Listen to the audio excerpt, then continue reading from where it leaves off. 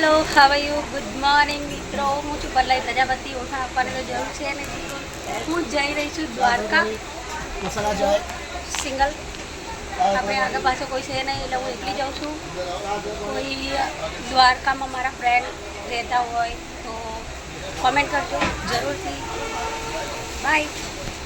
Hello, તો આવી ગઈ છું હું દ્વારકા રેલવે સ્ટેશન ઉપર ઉતરી ગઈ છું અને તમે મારી હાલત જોઈ શકો છો કે મારા વાળ ખરાબ થઈ ગયા છે, મારી લિપસ્ટિક જતી રહી છે, મારી કાજલ બી જતી રહી છે.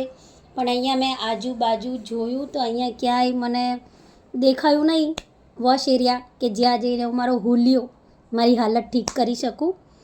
એટલે હવે હું નીકળી પડી છું ચેક કરવા માટે કે ક્યાંક મને દેખાઈ જાય વોશ એરિયા તો હું મારી હાલત થોડીક ઠીક કરું. અને આ છે આપણો ગોમતી ઘાટ. જોઈ લો, આ છે ગોમતી ઘાટ અને એના પછી હું આવી ગઈ છું દરિયાના કિનારે, એટલે કે બીજા કિનારે ગોમતી ઘાટથી આગળ.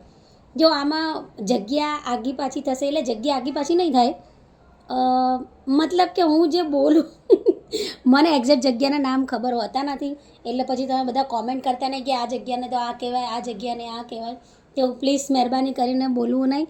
અને આ પાછળ છે મહાદેવનું મંદિર. હું આવી ગઈ છું લાઇટ હાઉસ. લાઇટ હાઉસ તમને બતાવું. આ છે લાઇટ હાઉસ. આમાં 250 પગથિયા છે. હાલ ચડીને જવાનું છે અને 15 મિનિટની વાર છે. 6:45 થયા. 7 વાગે તો આની લાઇટ ચાલુ થઈ જશે, બંધ થઈ જશે. પહેલાં મારે ફટાફટ જવું પડશે. અને આની ટિકિટ છે ફક્ત 10 રૂપિયા. તો તમે બી જ્યારે દ્વારકા આવો તો દરિયો જુઓ. પછી અહીંયા તો આવું જ, હું તો હજુ એક્સપિરિયન્સ દેવા જઈ રહી છું, પણ જોઈને જ લાગે છે કે બહુ મજા આવશે. એમ બધા ઉપર છે, જો છેક ઉપર બધા માણસો છે અને ત્યાંથી તો આમ વ્યૂ કેટલું ગજબ આવશે. મારું બહુ જ 3 વર્ષથી મારું સપનું હતું દ્વારકા આવવાનું, જે આજે પૂરું થયું છે. અને મેં જે કપડાં લીધા હતા 3 વર્ષ પહેલાં કે હું દ્વારકા આવીશ ત્યારે જ પહેરીશ, પણ પેકિંગમાં ઉતાવળમાં હું એ કપડાં નહીં લાવી શકી. એટલે જેવી દ્વારકાવાળાની મરજી. પાછળ જેવો દરિયો છે મોટો. હું તો થાકી બી ગઈ યાર. સવારનું મેં તો કંઈ ખાધું બી નહીં, ખાલી વેફર ને ચા, કોફી, ભજીયા ને સિંગ ને એના પર જ છું. હવે હું આ બધું ફરવાનું પતે ને પછી પાછી હોટલ પર જઈશ અને ત્યાં પછી જમીશ આખા દિવસનું. જો દરિયો કેટલો મસ્ત છે, વ્યૂ બહુ મસ્ત વ્યૂ છે અહીંયા. બધાને આવું જ જોઈએ એક. તો ચલો ફટાફટ જઈએ ઉપર. આવી ગઈ છું હું ઉપર. પગથિયા ચડીને 200 પગથિયા ચડીને આવી છું અને થાકી બી ગઈ હતી. એટલે પહેલાં તો 5 મિનિટ મેં રેસ્ટ કર્યો અને પછી આપણો બ્લોગ ચાલુ કરી દીધો વિડીયો બનાવવાનો. અહીંયા એકદમ ઠંડી હવા આવતી હતી અને હું એટલી ઉપર હતી ને કે નીચે તો મને માણસો એકદમ છે ને કીડી જેટલા દેખાતા હતા ત્યાંથી.